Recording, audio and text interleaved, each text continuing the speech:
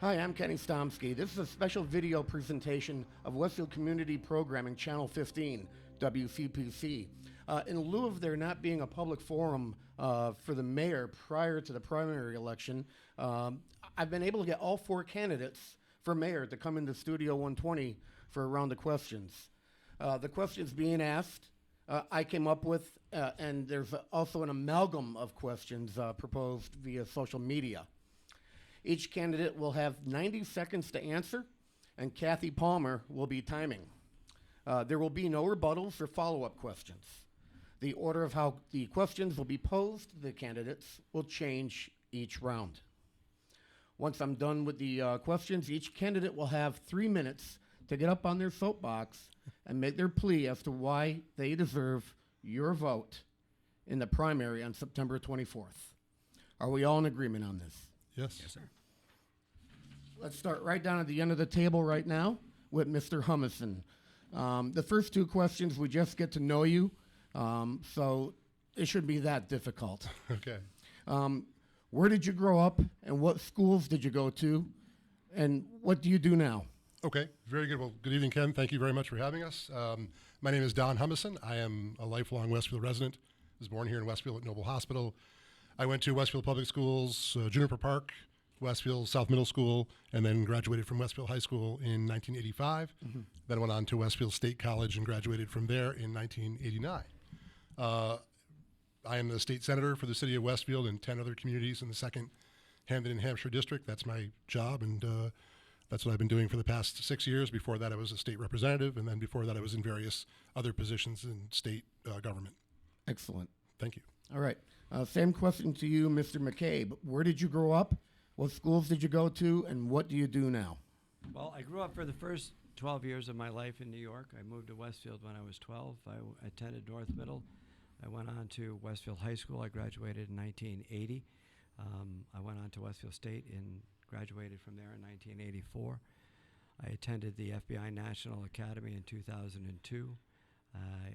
I received my master's degree in criminal justice in 1994 from Westfield State University, and I've been employed in the city of Westfield, first at Family Pizza from 1979 to 1986, and in 1986 I joined the police department as a full-time person. I now serve in the capacity of the senior captain of the Westfield Police Department, and I've also worked for the past 20 years as a as an adjunct professor at Westfield State University. Thank you, Mr. McCabe. Do you want to go Ms. or Miss or Mrs.? I should have covered that earlier. It would be Ms., but it really doesn't matter. Okay, Ms. Mello. Same question. Where did you grow up? What schools did you go to? And what do you do now? Well, I was born in Westfield at Noble Hospital. I grew up here. I went to Highland and then Smith Ave and then Westfield Middle at the time, which is now South Middle, and then up to the high school. I did one semester at the University of New England, and I placed out of their math department, so I switched to UMass Amherst, where it was much more challenging. I got my bachelor's in chemistry with honors there, and then I went down to the University of Delaware for my graduate work. I got my master's degree in analytical chemistry there. I worked in industry for a little while and found out that it was not like the Sunday morning commercials, and that in order for venture capitalists to make money over and over again, people had to stay sick. So I came back to New England where things made sense, and I did different jobs, teaching and making food for people. And right now I am a stay-at-home aunt raising my brother's children with him, and I co-founded and am the acting director of RAFT, Westfield Residents Advocating for Themselves. Thank you. Same question to you, Mr. Mullen. Where did you grow up? What schools did you go to, and what do you do now? I was born at Bay State Hospital, but I lived in Westfield when I was first born. I moved around quite a bit when I was a kid, kind of sketchy with my mom and my parents, so we moved around quite a bit. So I've been to a lot of different schools. I went to Juniper Park, Paper Mill, Westfield North and South, respectively, and I went to Westfield High, graduated in 2004, and then I went for education at HCC, and currently I'm a stay-at-home dad. Okay, to a 6-year-old. Yeah. All right, we made it through the first question. We're on to the second easy one, and we'll go in the opposite direction this time. So right off, back to you, Mr. Mullen. Why do you want to be mayor of Westfield? Well, I grew up for the first 12 years of my life in New York. I moved around quite a bit when I was a kid, kind of sketchy with my mom and my parents, so we moved around quite a bit. So I've been to a lot of different schools. I went to Juniper Park, Paper Mill, Westfield North and South, and then I went for education at HCC, and currently I'm a stay-at-home dad. Okay, thanks. To a 6-year-old. Yeah. All right, we made it through the first question. We're on to the second easy one, and we'll go in the opposite direction this time. So right off, back to you, Mr. Mullen. I want to be mayor of Westfield to help as many people as I can. I want to make it a better community and a more united front. And I want to come into this with a capacity that, while I don't have much experience, I do offer a new perspective onto things. And I don't have, a lane that I'm forced to stay in. I don't have any past history with any voting or anything like that. I don't have any past things I've said. So I can take a lane and take the best, opportunity to do each thing. I don't have to stay in one particular avenue as I explore. Compromise is wonderful, and we need to get that back into politics, I think. Okay, thank you. Ms. Mello, same question. Why do you want to be mayor of Westfield? Well, I want to be mayor of Westfield so that the residents and voters who are choosing me can have their voice listened to for more than just the obligated 3 minutes.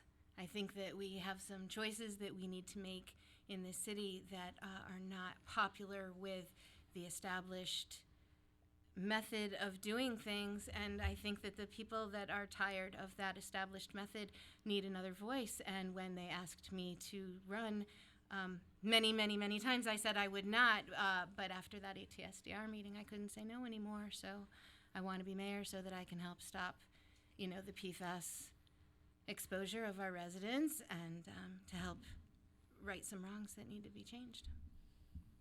Thank you. Mr. McCabe, same question. Why do you want to be mayor of Westfield? Because there are certain things that are occurring in the city right now that I think that I can help. I bring a fairly extensive background in executive leadership. One of the current issues is the lack of what I see to be the lack of stability in government itself. I think that the constant turnover leads to inefficiency. That inefficiency leads to waste. That waste obviously turns into a tax burden. I want to restore the public trust in their labor force, which is currently seems to be under attack to me. I've worked as both an executive director with a budget of $8 million. I've been responsible for that budget, and I have defended the budget with council. I certainly know all the aspects of council, and I know all the aspects of City Hall, and given my experience and expertise, I think I can make the necessary changes to kind of right or steady at least this ship going forward to a myriad of different problems, not just focused on one problem. There's several different problems that really do need leadership to guide them forward. Thank you. Mr. Humison, same question. Why do you want to be mayor of Westfield? Well, if I'm fortunate enough to be elected mayor by the people of the city, my goal is to try to bring some of the, some of the perspective that I've gained over the past 19 years in state government, first as a state representative elected to represent Westfield in Boston for 13 years, and then for the past 6 years as the state senator for this region. I'd like to be able to bring some of the perspective I've gained representing those communities in my Senate district, working with mayors and city councils and select boards in other towns, and using both the good and bad things that other communities have done to try to bring those here to our community, or to avoid pitfalls that communities have made here in our own city. For as long as I've been around, I've always wanted to be able to help people. My goal was to get into state government to do good things if possible, and to be able to bring government to the people and demystify it in a way that it is much more accessible. I'd like to be able to bring a very honest, transparent view to the mayor's office. I'd like to be able to work with our council, our school committee, and of course the boards and commissions of our city to answer people's questions, to resolve problems, and to hopefully do good things for the residents and businesses that are here in the city. So my ultimate goal would be to take that experience and the contacts I've made, and hopefully the goodwill that I've built over the years serving the city, and parlay that into being mayor of Westfield, something that I'd be very, very proud of. Thank you. Thank you, Mr. Humison. You ended up having 5 seconds left. Very good. Okay, we're going to start off the questions right now with Mr. McCabe. Do you folks think you need to hear the question each and every time when I go to each candidate, or is just once good enough for you folks? You can refresh it. Why not? Okay. All right. So to Mr. McCabe, are you okay with the carbon treatment used for a water supply, or do you want to see an alternate source of water? So that's not a yes or no question. It was a good try, but it's not a yes or no question. Am I okay with what was done in 2016 in order to remediate the water problem in 2016? The answer is unequivocally yes.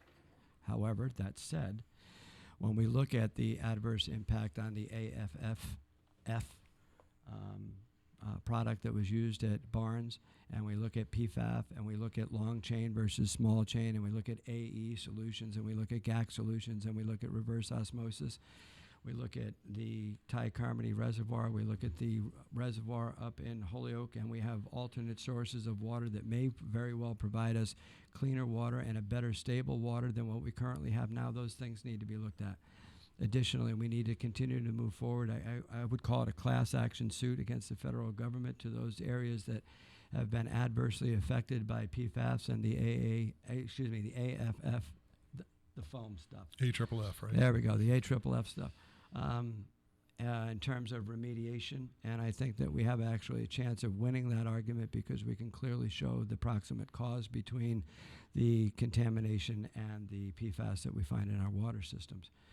But it's not a simple question. I recently reached out to one of the folks that was doing the study in China, and I got back from that person that the GAC filtration system was the best answer. But yet here, there are some folks that would advocate others.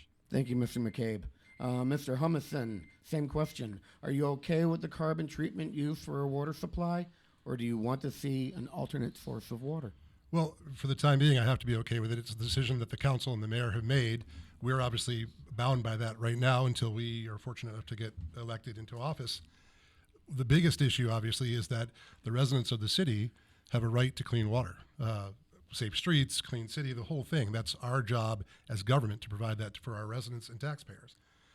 So for the time being, the decision that was made has been made. I think we ultimately have to wait and see if it works. If it works, then great. It's served its purpose. It's cleaned the water so that our citizens are drinking safe water. If it doesn't work and we find out that there are problems with it, then regardless of the amount of money that the city has already spent, we have to pursue the other options, as Captain McCabe had talked about, the Ty-Carmody tie-in, Springfield tie-in, the other options for clean drinking water for our city. So I think it's incumbent upon the mayor to work with the council that gets elected and with the other officials from the DPW, et cetera, the water department, of course, to come up with the best solution or make sure that what we're doing is right for the people of the city. Thank you. Mr. Mullen, are you okay with the carbon treatment used for a water supply, or do you want to see an alternate source of water? It doesn't seem like I can say much that hasn't already been said. Like I said, I have a child who lives in the city. I have my son, and he brushes his teeth like every other little boy and every Right. adult does. They all brush their teeth. They all take water bottles to school, and it's unfortunate that I live in the greatest city in Massachusetts, but I have to buy a bottle of water.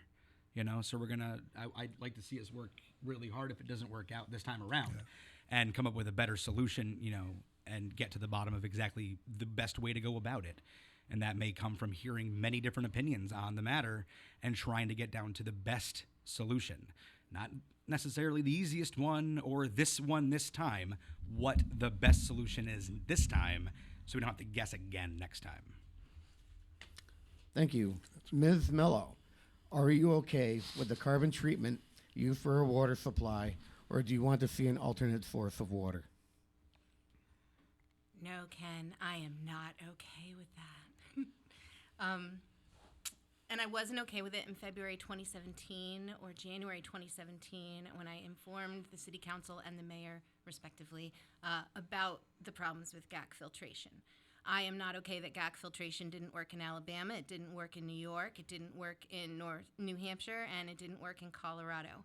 If we were like the communities in Colorado that did not have a very deep or very broad aquifer, if we were on top of a mountain and we only had this much water and we had no other source, yes, GAC would be the appropriate choice. But that Ty-Carmody connection was offered in 2016.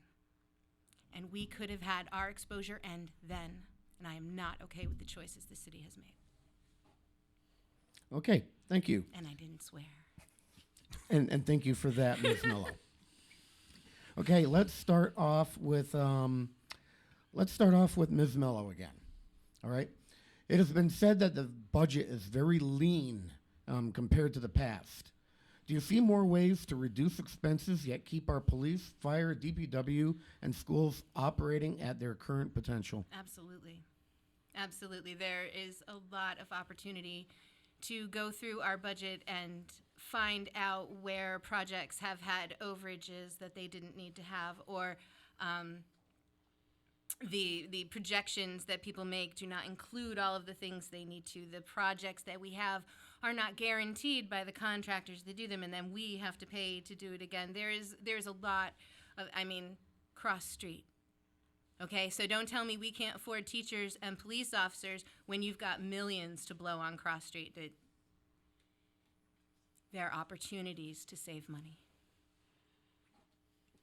That's what I have to say about that. Okay, thank you. Mr. Mullen, it has been said that the budget is very lean compared to the past. Do you see more ways to reduce expenses yet keep our police, fire, DPW, and schools operating at their current potential? Well, like Ms. Mello said, there's obviously going to be sections of the budget that have extra assets allocated to that might not be necessary. One of the things that I'm running on is trying to get a medical and recreational dispensary open in Westfield, start having that revenue from other communities bringing into our community instead. Reported by The Republican, from February to April this year, Northampton received $560,000 in tax from Netta. It's a dispensary in Northampton. I think that money could do good in Westfield if it was brought here instead of having to travel to other communities in the area to get your products. You would be able to get them here, and we would have that extra money coming into us. We would get those tax dollars as opposed to Chicopee or East Hampton or Northampton or any of the surrounding communities. Okay, thank you. Mr. Humison, it has been said that the budget is very lean compared to the past. Do you see more ways to reduce expenses yet keep our police, fire, DPW, and schools operating at their current potential? Sure. And as some of the other candidates have said, there's always opportunities. It is the job of the mayor to work with the department heads and, of course, the council to go through the budget line item by line item to find out where we can exact efficiencies, become more efficient, do a better job, and, of course, ultimately look to increase revenue, not through property taxes on our businesses and individuals, but by promoting economic growth and new business here in the city of Westfield. I'll say something to Mr. Mullen so he knows. There is an entity here in Westfield called Cannabis Connections of Westfield that has an application in. They're located up on the north end by the hotel, right by the Turnpike entrance, and they have an application into the CCC for a license that's in the process, and if they're approved, they will begin to operate, and that tax revenue will come here to the city of Westfield. That's one new business, and that's a good business, and it'd be a great way to have more revenue in our coffers. I've served for the past 6 years on the Senate Ways and Means Committee, which writes the state budget, about $43 billion. And I work with the other senators and the House members on Ways and Means to try to do the same thing for the state. Now, a lot of people would say we don't do a really great job in some cases at the state level with a very, very large budget and continually trying to go back to taxpayers to ask for more. I'm going to take the lessons I've learned from there and try to make sure that we don't make those same mistakes here locally. Thank you. Thank you. Mr. McCabe, it has been said that the budget is very lean compared to the past. Do you see more ways to reduce expenses, yet keep our police, fire, DPW, and schools operating at their current potential? So as you've heard, it seems that the consensus is yes, and I would agree. I would take a different path, though. There's actually two different cannabis operations that are currently seeking licensure here. The other one is on Coleman Avenue, but that's not really the way I would go with it.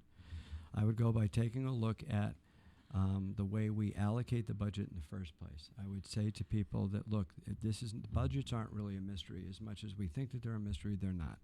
If you submit your budget as a department head by February 1st of every year, and you have 45 days as a mayor to review the budget, that brings that out to March 15th, and then you forward that budget from on March 15th, another 45 days out into May the 1st for the council to report back out to the community as to what its findings are. The mayor would then have a chance, because there's too much left in the year, to make any adjustments to that budget that he or she deemed reasonable. You also should offer some relief to unions. Now, you'll hear me talk about this quite a bit, but you should offer some relief to unions and explain to unions there's a way to get to the promised land other than the way that they've always thought. I've been a union president for 16 years, and I've negotiated on the other side of the table for 12. In that capacity, I have ideas that would lead unions to actually lower their total over cost of their budget right now and be able to expound on their budgets later on. Thank you, Mr. McCabe. Your turn to go first. What are you going to do for the senior citizens in town whose property taxes and city utility costs are increasing much higher and faster than their Social Security COI increases? Well, there's already a couple of different tax deferment plans that are currently in the city. There's a tax abatement plan that you can work off as a volunteer and provide service to other areas of the community that need it, such as the animal shelter specifically is one way to do that. You can offer tax abatements. You can continue to keep working on the overall budget. So if you work on the overall budget and drive down those costs, the taxes actually get to be lowered. It's very difficult to do, but one of the other things that interrupt that process is the finance council process and the lack of, we'll say, experience within those finance councils in order to bring about the change that's necessary to bring about the change through the finance council of the current city council. If you can bring that about and add expertise and layers into that finance council and then expertise and layers into the city council, we're in a much better shape. Thank you, Mr. Humison. What are you going to do for the senior citizens in town whose property taxes and city utility costs are increasing much higher and faster than their Social Security COI increases? Yeah, it affects the seniors, obviously, and many people who are on fixed incomes, young family people, new graduates out of college, people who just can't afford to pay the high property taxes that we seem to have here in the city of Westfield. The problem is that there's no break, even with a Prop 2.5, which is supposed to limit the level of increase each year. It seems like our property taxes still go up. Some people say that that's the cost of living in a good society. I think that to an extent is correct, but I think it's frustrating to people who look at their tax bill year after year and see it increase far beyond their ability, either through their own paycheck or through their Social Security fund or whatever they receive to cover that increase. And it drives people away from our city, and that's not what we want to do. Again, Mike is right. The mayor is tasked with working on the budget and has to work with council to do that. You always have to look at ways to go back and find efficiencies, to look at ways of increasing and improving your tax base, to bring new businesses into the city. You also have to look at cost savings measures anywhere. Obviously, you continue to approach the state for local aid in Chapter 70 or in the Chapter 90 that comes back from the Commonwealth to help with our city budget. But there are a number of things that need to be done. To some extent, the councils and the mayor are trying to do them. I think we need to expand on that. Thank you. Thank you. Mr. Mullen, what are you going to do for the senior citizens in town whose property taxes and city utility costs are increasing much higher and faster than their Social Security COI increases? Well, again, I'm not sure that much can be said that hasn't already been said by the other two gentlemen here. Yeah, property taxes are just too high. We have to look over that budget and try to see if we can decrease that. Because if we can decrease that enough, the utility increases won't hurt so bad, and that might be something in the short term. But we'd have to look into longer term solutions for the actual energy company and the actual utility companies to try to get back to a place where it isn't going up all the time like it has been. We need to get to a place where there's some continuity, especially for working families and the elderly. Thank you. Ms. Mello, what are you going to do for the senior citizens in town whose property and taxes and city utility costs are increasing much higher and faster than their Social Security COI increases? I think that there are several ways that we can reduce these numbers that people have to pay just by doing our business a little bit better, a little bit wiser.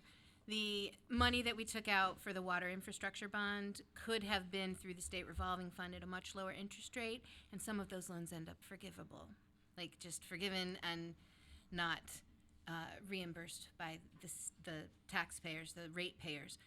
That increase didn't have to happen. It didn't have to happen that way. We could have gotten help from the state. They're increasing our tax rate every single year and banking on that It's just not right. People think that this just is an ATM and they're going to go back and they're going to get it every single year, and the budget's increased for that. The way to stop that is to increase the revenue that the city makes itself. We need to start generating income here by solving our problems in ways that also solve our problems for other people. Thank you. Mr. Humison, related to the budget, what do you think you can do to increase the maintenance and repairs to our infrastructure without hitting the 2.5 taxation limit? You mean for roads, bridges, and sewers, public? Okay. Affirmative. So it's a big part of our state budget because, well, let me step back, Ken. Good question. Obviously, the biggest part of any government budget, state, federal, or local, is people, right? The people that we employ to do whatever the services are we're talking. Police, fire, sewer, water, teachers, et cetera. All very, very important and the biggest part of any state budget. Any budget, period.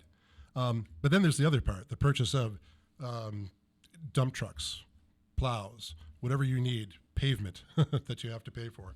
I got off on a tangent. Your question is, how do you... Related to the budget, how can you increase the maintenance and repairs without hitting 2.5%? Well, you prioritize it. Obviously, if that is as we've heard throughout this campaign, certainly, and especially starting back in the wintertime, Westfield was Pothole City, a reputation none of us enjoy, none of us want, and we need to prioritize where any revenue, excess or otherwise, goes, at least for a couple of years, to get into those maintenance accounts and fix our problems. Obviously, you look to try to promote and increase the revenue that you receive from the state and federal government, either through bonds or grants. You also look to improve and increase the tax-paying base so that there are more businesses paying taxes into the city, so you can put that toward the fund. And there's also a fund that, maybe I'll talk about it otherwise, but there's a fund that's been created that's empty right now, but we can put money into that for roads and repair. Thank you, Mr. Humison. Thank you. Mr. McCabe, related to the budget, what do you think you can do to increase the maintenance and repairs to our infrastructure without hitting the 2.5 taxation limit? Have a plan. So currently, right now, we don't have a plan, and we need to have a plan. So if I were elected mayor, I would simply ask the boards and commissions across the 23 different boards and commissions that we have to come up with a 3-year strategic plan. If you came up with a 3-year strategic plan, then you would be able to take those plans, put them together, find the synergy, find the sweet spots, find a priority of how you're going to go about doing that. Now, my guess is they'll come in roads, water, schools, or schools, road, water. You also would go back to the state and see where we are with Chapter 90 money. We've got, I believe, $1 billion surplus.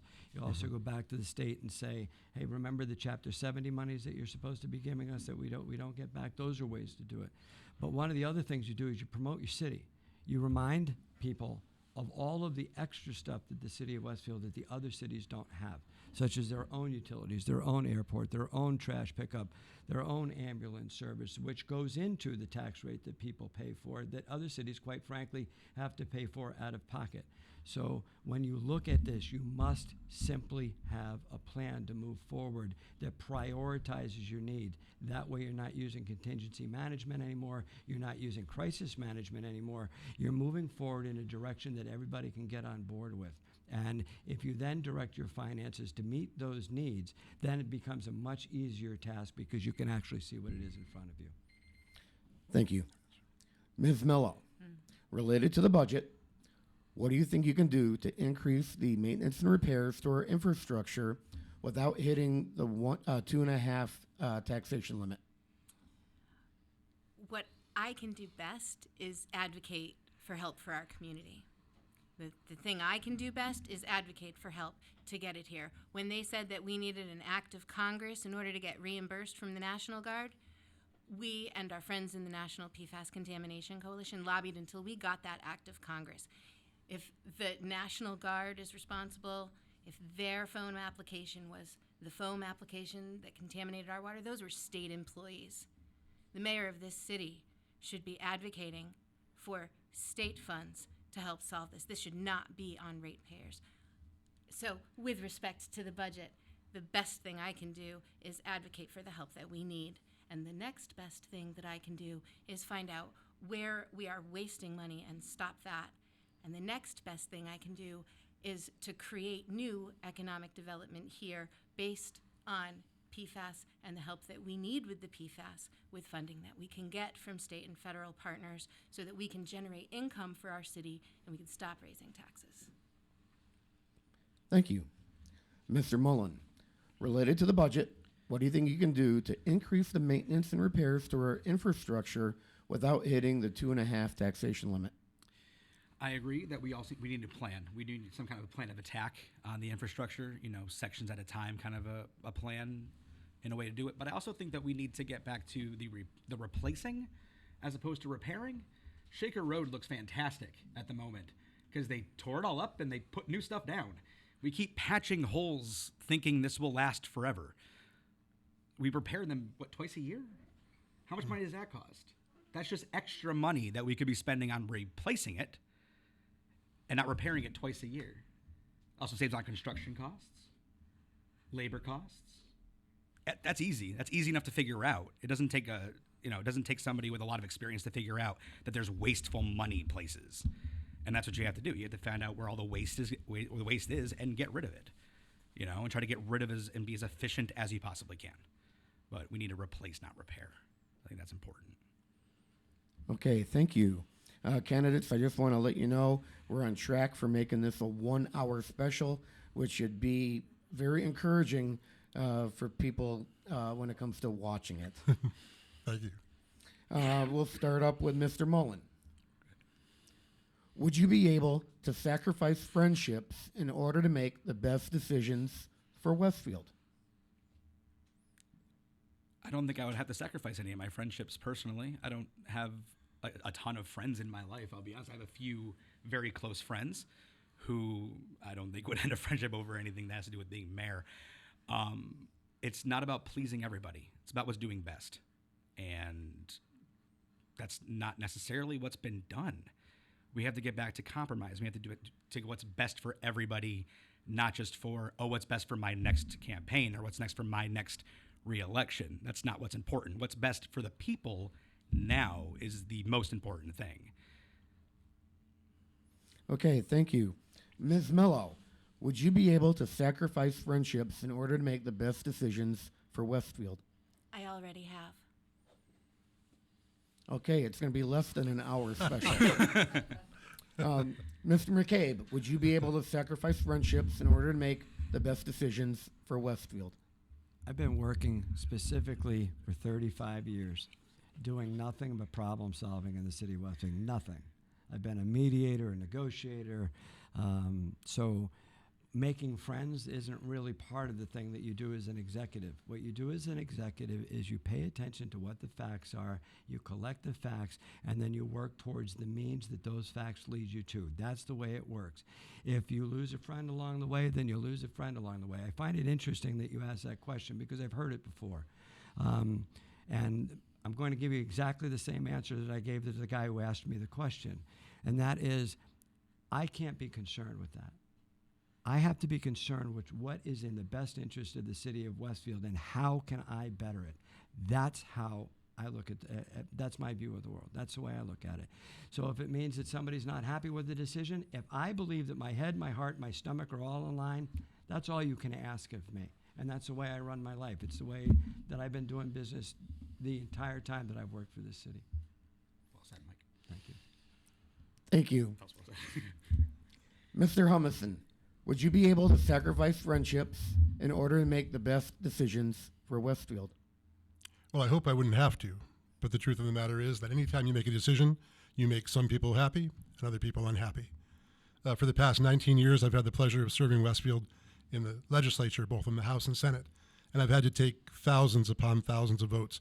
And a lot of times I've heard that I did a good job, and other times I've heard that people weren't happy with those decisions. But you know what? As has been said by everybody at this table, you make the best decision you can with the best interests of the district that you serve in your mind. And at the end of the day, you lay your head on your pillow and you think, I've done what was right. And that's the most important thing. Obviously, personally, I like to be liked. But professionally, my goal is to do a great job for the people that I represent. And at the end of the day, I'll take it as the chips may fall. Thank you, Mr. Humison. We'll start with Mr. McCabe. What experience do you have with managerial skills on a large scale? Did you write that question for yourself, Mike? I had nothing to do with You might have. Mr. McCabe did not influence me at all with any I had questions. nothing No, to of do course with it. not. There's 140 men and women that work at the police department. So interrelated to those 140 men and women, I've had to supervise all of them at some point or another in their career. I make the distinction between executive leadership and other leaderships because ultimately, as an executive leader, the buck's got to stop with you. It does have to rest on your shoulders. So there are some decisions that you make that adversely affect people. But let me tell you something. I've walked around this neighborhoods for the last 3 months. And every single person I talk to, not one of them has complained about the quality of service of their police department. Not one. There's 1,400 people I've talked to, and not one has said that. I would take that as a feather in my cap as well. I would have to say that what we're doing at the police department is in terms of management and supervisory experience, what we've done with community policing, what we've done with investigations, what we've done to keep our budget the way it's supposed to be. We have to have a real talk about how these budgets work. When you have a mayor that says to you, we need a zero-based budget, and he's done so year over year over year for the last 8 years, you want to talk about managing a budget? Come see me. Because there's only one way to manage that budget. You have to be able to be respectful of people's contracts and at the same time figure out how to squeeze the nickel to get the dime. And I will guarantee you for the last 8 consecutive years, that is exactly what I've done. But you have to know how to do it. You have to keep your foot on the gas pedal, and you have to keep finding new and innovative ways to make that happen. Thank you. Ms. Millo, what experience do you have with managerial skills on a large scale? Well, on a large scale, I would say that the only managerial skills I have are in the classroom, but if you've ever been in one, you understand that that might be a little more complex than a workplace with rules that everyone has to follow. Actually follow, yeah. Yeah. So my managerial skills tend to be laboratory-oriented, classroom-oriented, and everything dealing with RAFT and the National PFAS Contamination Coalition. So when working with adults, it's a very collegial type of experience where sometimes I make the analogy of being more of a conductor. I am not here to teach you how to play your instrument. I am not here to teach you how to feel that music. I am here to make sure that everybody feeling the music and playing the instrument is working together and getting the best out of everyone. Thank you. Mr. Humison, what experience do you have with managerial skills on a large scale? As an elected official, I've served in the legislative branch of government for the past 19 years. So I haven't been in the executive role as either the governor or the mayor or the president, something like that. I do have an office of 5 paid employees and numerous volunteers and interns. I work with them all the time to serve the people that I represent. But my job day to day is to work collaboratively with other senators, with members of the House of Representatives and the governor's office in a legislative role. So my style of leadership would be collaborative, to ask questions and to listen, to try to weigh the options that I'm given by professionals and by volunteers alike at the end of the day, to try to take the information that I've been given and make the best decision. I believe that, and I've said this before in my campaign literature, there's nothing wrong with Westfield that what's right with Westfield can't fix. I think we have the opportunity to take all of the aspects of our community, and there are many positive ones, listen to them, put that together, and come up with a great solution for whatever the problem may be. Thank you. Thank you. Mr. Mullen, what experience do you have with managerial skills on a large scale?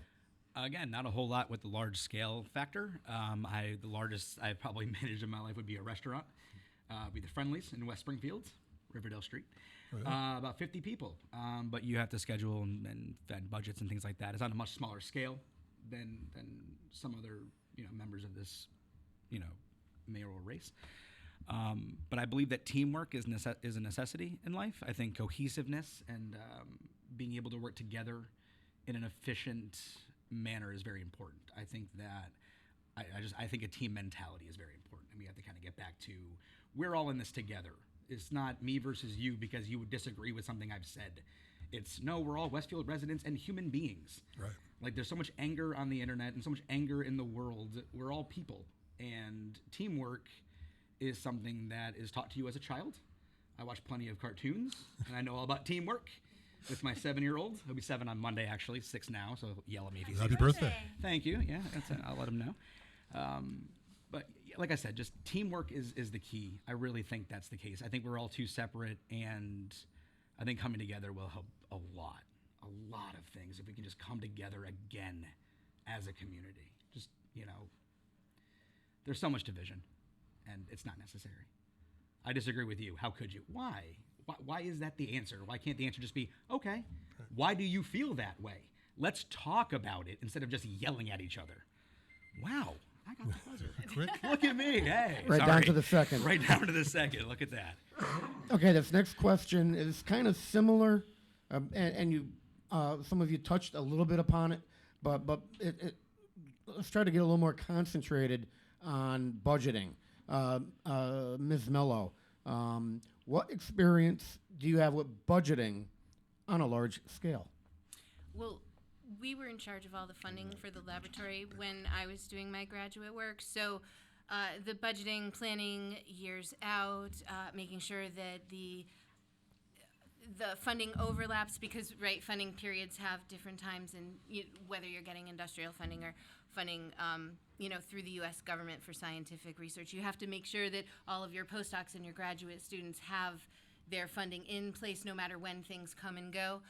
So that planning, not only that, but when you open a small business in Westfield, in order to have the funding for that and to make sure that you can, span your first 3 years, especially because we opened as a coffee shop, that budgeting and business planning, not to mention what everyone else in Westfield has, which is household budgeting, which, once you integrate over the curve of your lifetime, tends to be a very large scale situation.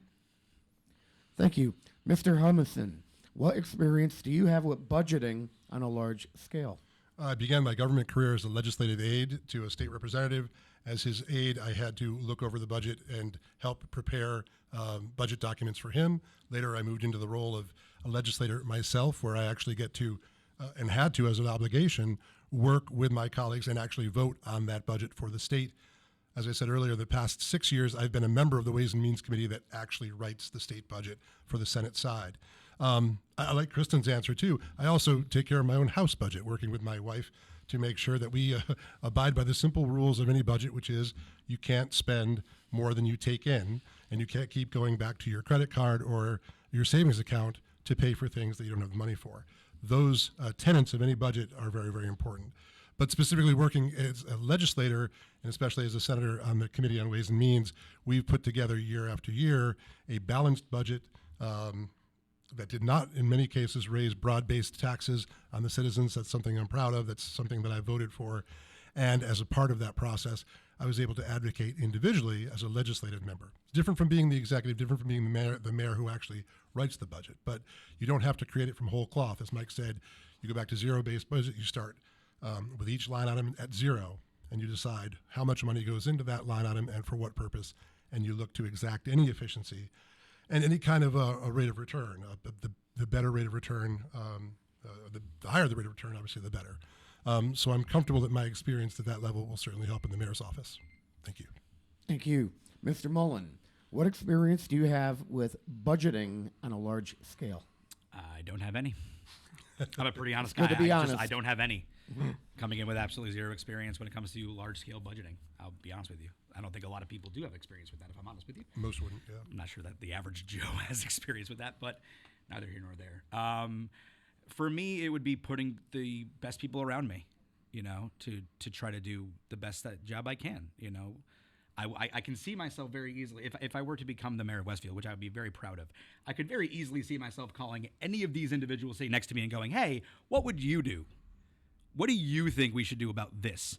And I'm not going to come back 5 seconds later and go, well, you're wrong, and hang the phone up. I'm going to go, that's a good idea, Don, or Mike, or Kristen. That's a great idea. I never thought of it that way. Thank you. It's all about bringing in as many perspectives as you can. And I feel like that's something I can bring to the office. Thank you. Mr. McCabe, what experience do you have with budgeting on a large scale? A lot, I guess. I've been working last 12 years with the police department budget, but I've also been working for the last 20 years with the Boys and Girls Club budget. I'm the treasurer of the cadet program. I'm the treasurer of the Lions Club program. So I've got extensive budgeting in my background. I understand what each line item means and how it impacts another. I wouldn't cut things without knowing the depth of the cut and the reason why I was making those cuts. So when you look across the board at how we do budgets currently in the city of Westfield, if you're still doing them on a zero-based budget, there's kind of an undercurrent that there's a lot of waste in our current budgets. I don't know if you've seen me advocating on the council floor during the Budget Finance Committee meetings, but there's one that's from April of 2018 where I got so frustrated with the system, I really said, look, it's time that we stop blaming people and try to look towards solutions, because to be honest with you, if you don't have the experience, you shouldn't be in charge of a $128 million budget. That's just a fact. That's the way it is. That's the current system that we have. I certainly understand it. And at the macro level, I would work to change that system, because that system breeds itself inefficiencies throughout the entire budget process. And where it's easy to say as a council member that we're overspending, if we as a process, as a council member and a mayor are part of that problem, then we got to be part of the solution. Okay, thank you. Candidates, that is it for the questions.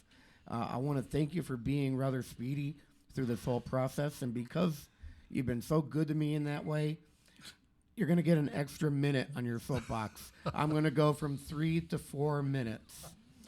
So your soapbox is anything you want to talk about. It's your microphone. It's your opportunity to plead to the citizens of Westfield as to why you should get one of their votes coming up in this next election. Ms. Mello, Yes, sir. it's your soapbox. Okay. Well, voters asked me to be here. And when we had the opportunity to withdraw our candidacy for the mayoral race, I contacted everyone else and I said, talk to me about this water. And if you can convince me that you're going to protect the public health in the way that I need you to protect the public health, I will back out. And that did not happen. And so that is why I am sitting here. I don't know why the people in charge didn't end our PFAS exposure in 2013 when they found out about it, and Rick Sullivan was, the Secretary of the Environment. I don't know why people didn't take care of us then when they knew it was a carcinogen. I don't know why they didn't take care of us in 2016. What I do know is that people are tired of this, and they want someone to stop it. They want to end their exposure and then help find out what happened to them. And that is 100% the reason that they put me in this place.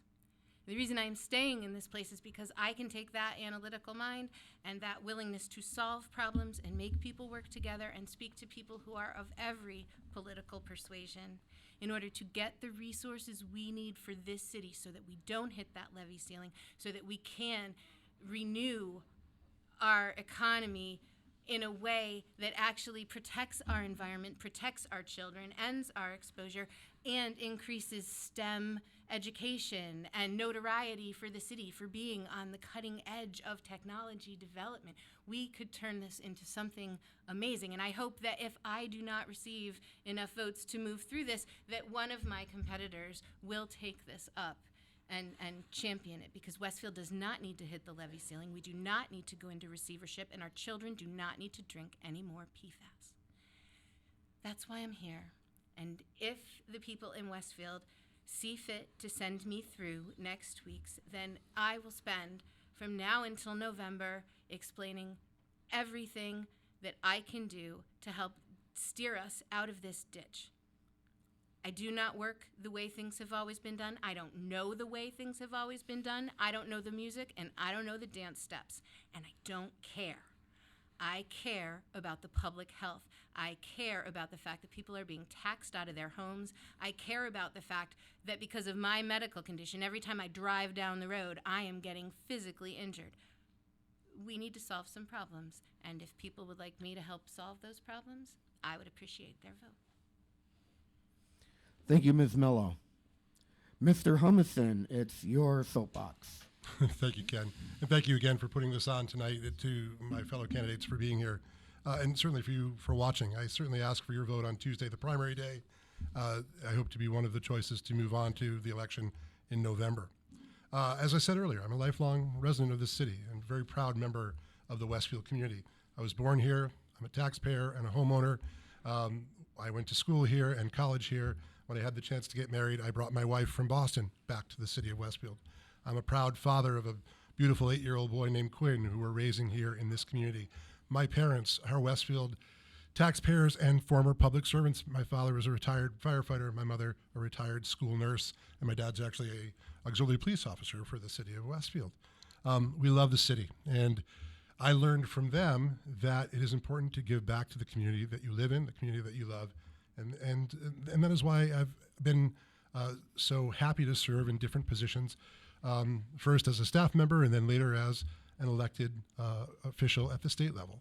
And I think I've had an opportunity over those years in the House of Representatives and now in the state Senate to learn about good government and the ways to provide good government. And I think first it starts with a candidate who is honest, who is sincere, who cares about the community, who is eager to listen to the solutions and not just talk, not just prescribe or tell you what he thinks, but to listen to the people who have expertise in other fields that perhaps I don't. To be able to take the advice of others and to, as I said, take that advice, measure it, weigh it, and hopefully at the end of the day, make the positive and right decision for the community. If I'm fortunate enough to be elected mayor in November, I will look to the 3 people to my left to ask for their help. I will look to the members of the new members of the council and the school committee and the elected officials in the city of Westfield at all levels. I'll look to you as members of our community to come up with suggestions to help so that it's not just us on Court Street at City Hall trying to fix the problems of the city, but as I said, all of us can come up with the solutions. It's not that hard. I also have the advantage, I think, of working with mayors in the other communities in my Senate district and city councils and school committees and select boards, and I've had a chance to see how they do things in Holyoke or Chicopee or Agawam or East Hampton or the other communities that I represent. And I can take good ideas from those communities and help to bring them to Westfield, or I can avoid some of maybe the bad decisions that other communities have made. That perspective, I think, is a helpful one, and one that I'm very grateful to have had the chance over the past 6 years as a senator representing 11 communities to get. At the end of the day, it's just that I love the city. As I said, I was born here. I've got my stone picked out at Pine Hill Cemetery. I know where I'm going to be when I die. Hopefully that won't be that soon, but I'm ready. And this is my community. My goal is to make it as good for me and my family as it is for you and your family. And if we can improve that through better budgets, lower taxes, safer streets, and cleaner water, then that's a darn good start. I want to say thank you again for your time tonight. Thank you for the people that helped put this together. My name is Don Humison, and I ask for your vote on Tuesday, primary day, and in the general election, November 5th. Thank you. Thank you, Don. I know where my stone is at Pine Hill Cemetery as well. Very good. Jeepers. You got yours? No. I call mine the Hummer Rock. Mr. McCabe, please jump up on your soapbox. Well, I thank you and everybody here for putting this on. It was certainly something that is needed. I think that the ability to kind of see the candidate and fill each candidate out is a good thing in terms of transparency. I, too, would ask for your vote on September 24th, and again, if I'm lucky enough to get through on November the 5th. I think that there are things that I can bring to the table that are beneficial to the city. I can bring energy to the table. I can bring enthusiasm. I can bring education. I can bring expertise. And I can bring, most of all, experience to the city of Westfield to enhance our already existing great city to become even better. And I remind people that we are in a terrific city to live, even though we do have to pay our fair share of taxes. I, too, am a taxpayer. My work at the police department, I think, speaks for itself, and I don't mean that arrogantly. I mean, when you look at the programs that I've been currently involved in, and you took a look at the collaborative efforts that I've made across a broad spectrum that are not normally associated with law enforcement, whether or not it's founding of the Westfield Area Mental Health Committee, which serves the police department, the fire department, the crisis team, the Carson Center, and Noble Hospital, or it's my actual on-the-ground volunteerism, and I make that point because I don't just write checks. I go to the areas and I impact children. I've worked with the Boys and Girls Club for 20 years. I'm the special events coordinator. We currently see an annual income of special events north of $125,000 a year. That's not just me, but it's part of the good work that we do. I currently volunteer as a Westfield High School swimming and diving coach that I do on my own time, not the city's. I volunteer as a cross-country coach. I serve at the behest of the folks on the Westfield Centennial Lions Club as part of the, as a charter member of that club. I am a 20-year professor at Westfield State University, which means I can bring education to the table, and I certainly have a bastion of expertise when it comes to handling budgets and labor. Now, we talk about labor as if it's a bad thing. I don't see it as a bad thing. I was a union president for 16 years. Part of that issue of being a union president for 16 years was bringing home to the union. That was my job. When I got promoted out of the union, and for the last 12 years I sat on the other end of the table, so my job was to negotiate on behalf of the city. So I really do understand unions kind of inside and out. I don't think that they're the problem. I think the problem is the instability of government itself in our city, and I would look to make changes along those lines, because we can keep saying everybody wants change, but until you have the heart, the knowledge, and the wherewithal to make those changes, nothing's going to happen. We've been talking about lowering taxes my whole life. Not once have I seen it happen. The trajectory is still the same. It climbs upward. The definition of an insanity is to keep doing things the same way and expecting different results. And I promise you that I won't do things the same way, and I will bring about changed results, not the same results that we see. This is not about the who. It is clearly about the what of our government. I have been involved in every single aspect of the police department in terms of its supervision of its building maintenance, which, by the way, we haven't even talked about building maintenances of the other buildings that are in complete disrepair. I have been involved in, every aspect in every office of City Hall. I probably uniquely sit here as the only person who even knows what Munis is. The Munis system runs City Hall. It's the software that we use to make stuff flow. I ask you for your vote on the 24th and November 5th. I'd love to be your mayor. Thank you. Thank you, Mr. McCabe. Gave you the anchor. Appreciate that. Okay, Mr. Mullen, this is your soapbox. My name is Andrew Mullen, and I would also like your vote on Tuesday and in November. My first election I've ever run for. I come into this with very little experience coming into it, but I do believe I come with a fresh perspective. No experience doesn't necessarily mean a bad thing. It means somebody who's fresh and has fresh eyes and can see a budget and numbers in a new way, and hopefully get to the bottom of being able to make Westfield as great as it is. I want my son to graduate Westfield High School 2030. 2030, I apologize. There's bad math there. I'm an 04 graduate. I'd be proud to have my son graduate from there. But unfortunately, like Mr. McCabe has said, if the taxes keep going up, we're forcing people out of their houses. People aren't going to be able to take advantage of our great schools, which, yes, they have room to improve, but we do have some of the best schools in the area. We do, Westfield does have very, very good public schools, but there obviously are ways to improve that. I'd like to see art as more than just an on-occasion situation. I want to see science being taught at elementary schools. That would be kind of nice. My son has one science class a week. One. Do you guys honestly think we can teach all the science to an elementary kid that they all need to know in one day a week? And I don't think so.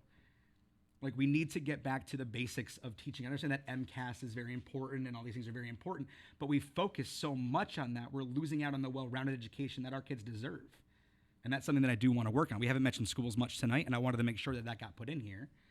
I do appreciate you guys for putting this on and appreciate being, invited to come down. And I look forward to Tuesday, and hopefully I have the opportunity to also look forward to November.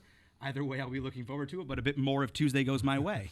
I don't think anybody here would do a bad job. I think we'd all make a fine addition to the mayor's office in Westfield. I think we'd all do a great job. I think we all come with different perspectives, and I think we could all do I can't keep saying it enough. I don't think there's a bad person at this table to choose to be the next mayor of Westfield. I think we all come with different avenues that we want to take. We all have different ideas and ideals, but we all want what's best for Westfield. And be that better waters or better streets or safer streets, which I thank Captain McCabe for his years of service to Westfield. I want to make Westfield the best place it possibly can be for as many people as I possibly can. And I want our residents to stay. I don't want them to leave because we're taxing them out. I want them to stay. And I don't think it should be a choice to send your kid to a private school if he wants to learn about science. That's not okay. It's just not. And I suppose that's my soapbox moment, I guess. I don't know. Vote for me on Tuesday, and I think I do a heck of a job as mayor. And if I don't get a chance this year, I will see hopefully one of you in 2 years. If not on Tuesday, then in November, and vote for any of them because they're all great people and not a bad choice on the stage, guys. So thank you guys very much for having me. I appreciate it. And to you guys, good luck. Thank you. And you guys will do a heck of a job. Any of you will. Thank you. Thank you, Mr. Mullen. Candidates, I'd like to thank you for coming down here. We've made it a perfect hour, so I think Good job, when Kenny. we get the schedule out for the rebroadcast, people will tune in and watch. I think the 1 hour time here will be very beneficial to all of you. I want to thank Peter Coles in the production studio for done, pushing buttons to make everything happen here. Man in the glass room Still right there. pushing buttons. I'd like to thank Kathy Palmer here for keeping everyone on time. That's all we have from Studio 120 here at the Westfield Technical Academy. I'm Kenny Stomsky. Get out there and vote on September 24th.